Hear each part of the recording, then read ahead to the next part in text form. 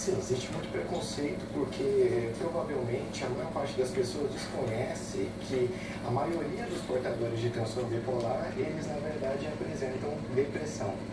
Então, os indivíduos que têm a forma leve da doença demoram cerca de 10 a 14 anos para saberem que eles, na verdade, são portadores de transtorno bipolar e não de depressão.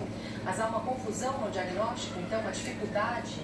Há uma confusão porque a forma mais conhecida pela população, que é a forma grave, a forma maníaca, é muito rara e ela que é a forma que é descrita nos livros, nos filmes, onde o indivíduo fica com mania, fica com alterações em que ele fica fora da realidade, em que a pessoa é internada muitas vezes.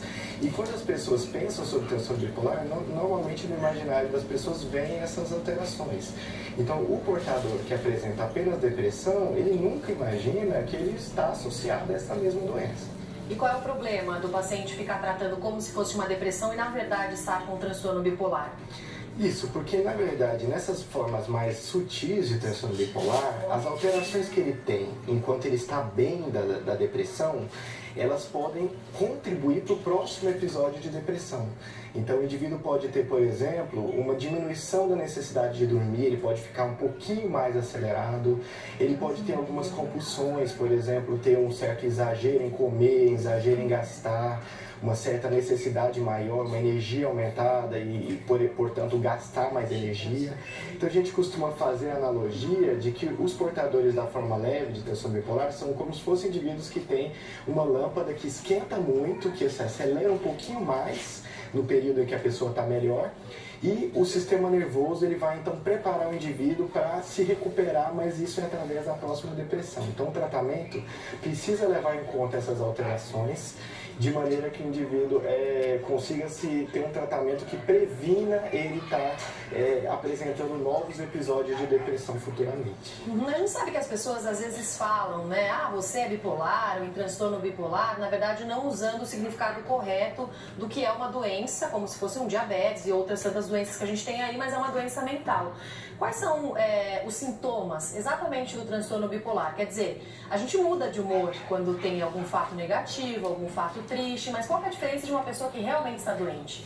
Isso, as oscilações de humor no transtorno bipolar, elas costumam ser de uma intensidade que o indivíduo tem prejuízo na sua vida diária.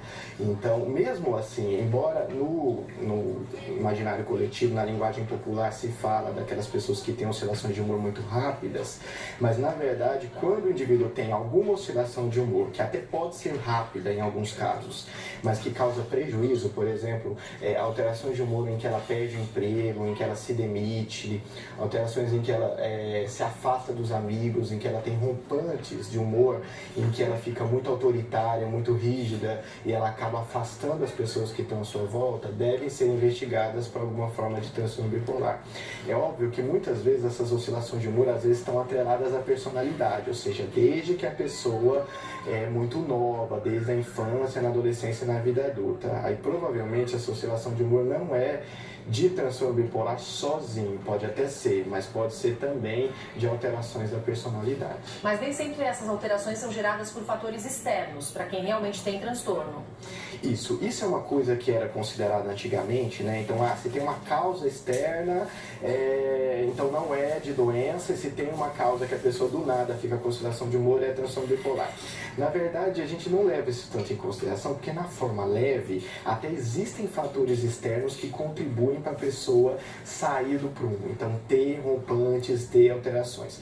O que a gente leva em consideração é a consequência que isso tem na vida diária da pessoa, porque nas formas mais leves existem fatores externos, sim, só que a resposta da pessoa é desproporcional e ela tem perdas e prejuízos muito intensos. Você estava até falando, né, da diferença do diagnóstico com a depressão, mas a ansiedade patológica e a depressão podem gerar um transtorno bipolar?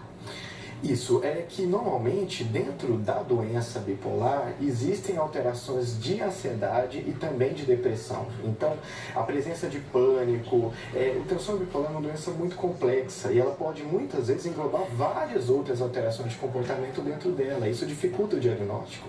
Então, indivíduos que têm problemas de compulsão alimentar, problemas com dependência química, compulsão sexual, dependência de internet, dependência por tablets, por celulares, dificuldade de dormir, agressividade, depressão, crise de pânico, muitas vezes isso pode acontecer dentro da doença e mascarar a doença de fundo, que é a oscilação de humor da bipolaridade. Como ajudar alguém que tem esse transtorno e quais são hoje os tratamentos possíveis, doutor? Bom, uma coisa importante para o indivíduo que tem o transtorno bipolar, ele tem que ter uma responsabilidade sobre o próprio diagnóstico. O fato de a pessoa ter alteração de humor não a protege de, eu posso agredir as pessoas, eu posso brigar na rua, posso ser grosseiro, mal educado, explosivo, que tudo bem, eu sou portador de uma doença. Não, pelo contrário, o fato da pessoa ter uma doença leva ela a ter maior responsabilidade, se observar, perceber se ela está de mau humor, se ela está irritada e agressiva e não interagir nesses momentos que ela está dessa maneira, porque ela pode ter comportamentos explosivos. Então isso é muito importante para o portador. E o familiar tem um pouco de mais de entendimento da doença, vai conseguir saber se a pessoa está um pouco mais de pavio curto, um pouco mais intolerante e também não estimular situações no ambiente que possam levar a esses conflitos, que é muito e a gente tem que lembrar que dentro de a doença genética, então se existe um portador grave de transtorno bipolar, provavelmente os outros familiares têm formas leves da doença, que às vezes não são, por exemplo, ainda diagnosticadas. Então, uma mãe de temperamento forte, um pai explosivo, mas que conseguem trabalhar, ainda estão funcionais, e um filho que tem uma doença grave, que tem depressão, às vezes essa é a ovelha negra da família, mas os outros portadores também são de temperamento forte. Então, quando a gente recebe o indivíduo que é mais grave, a hora que a gente vê os familiares, a gente vê que os pais também não têm uma certa tolerância para lidar muitas vezes com conflito dentro de casa. Acabam explodindo e aí isso vira um círculo vicioso, onde o círculo pega fogo, porque um tá de temperamento explosivo, o outro está de mau humor e um rebate a explosividade, o pai devolve na mesma moeda e com isso o ambiente acaba contribuindo para uma instabilidade maior. E o que a gente tem de tratamento? A terapia é um tratamento possível? O tratamento medicamentoso também?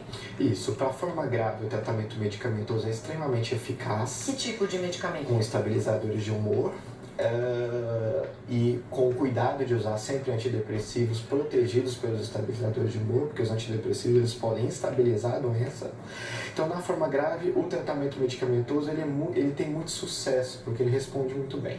Na forma leve, é necessário o uso de medicamentos, mas muitas vezes o indivíduo vão ter alguns escapes de oscilações de humor em que a pessoa o medicamento não vai protegê-la totalmente. Então, nesse aspecto, é muito importante a psicoterapia, na maior parte das vezes comportamental, e a educação da família, do doente em si, para eles saberem o que é sintoma e quando eles perceberem, ele está com sintoma no momento, então vamos evitar de piorar as alterações de humor. Então vamos todos nós contribuirmos para que a doença não fique pior, para que ele não tenha rompantes, para que ele não tome decisões muito importantes nesse momento, então separações, comprar coisas assim que são ou decisões muito importantes, mudanças de emprego e algo do tipo nesses momentos de crise.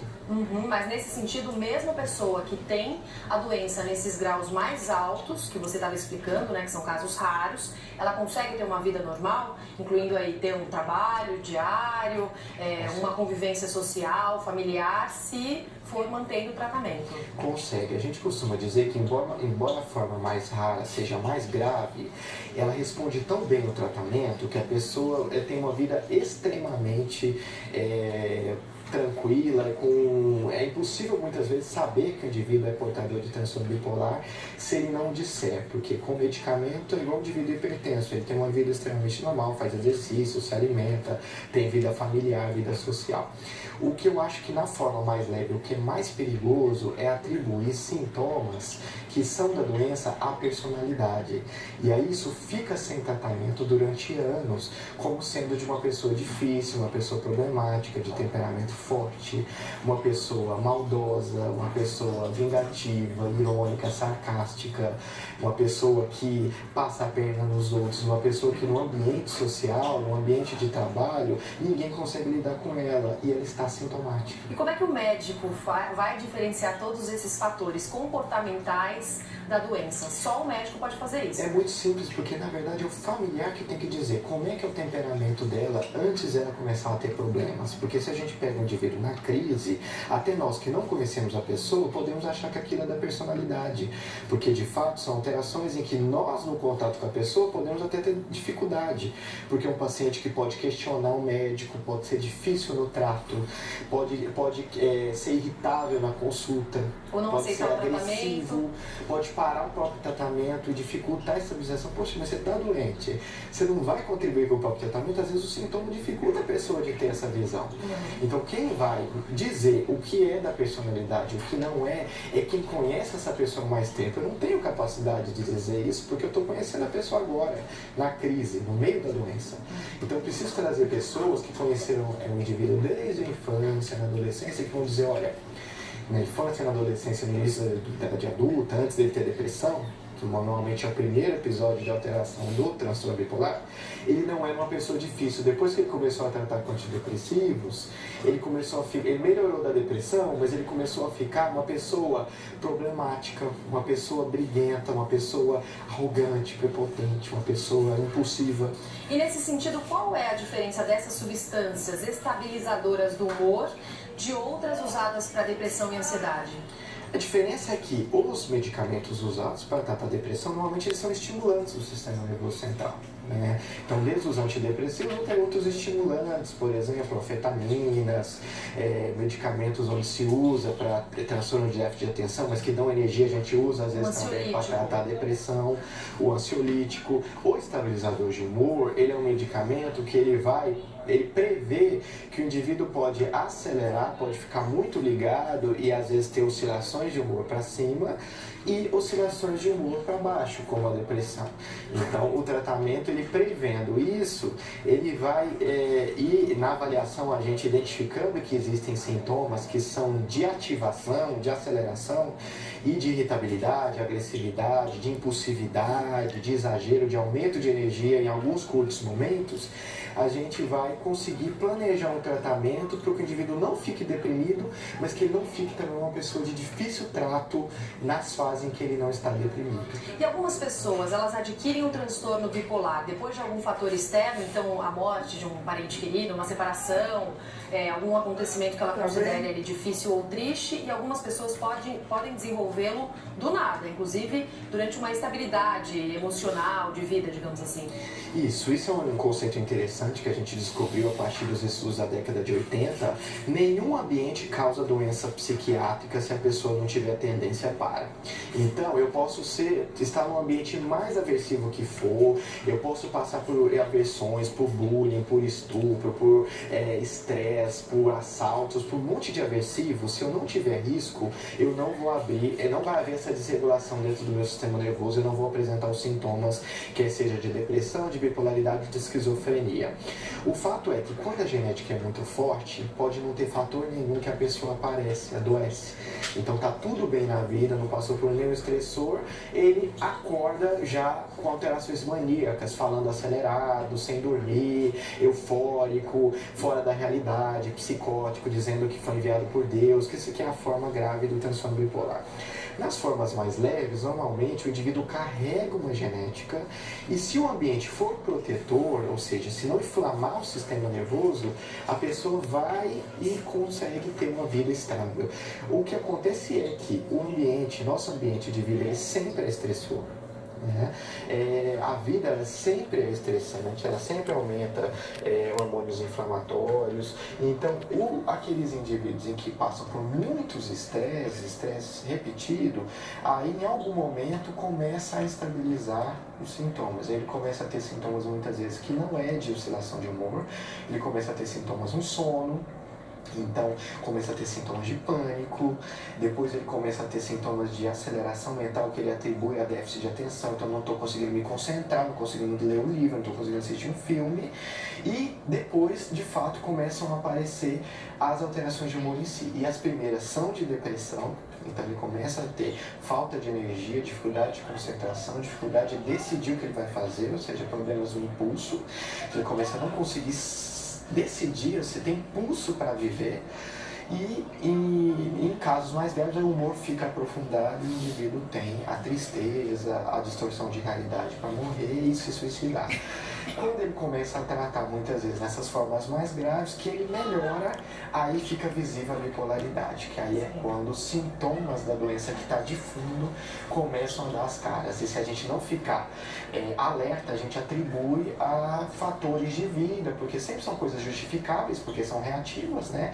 Bom, mas ele está estressado porque o trânsito está difícil, a vida é complicada, ele perdeu o emprego, o trabalho dele, a vida conjugal dele está complicada, mas será que ele não está com problema conjugal porque ele está irritável e ele está perdendo o emprego porque ele começou a peitar o patrão, ele está agressivo?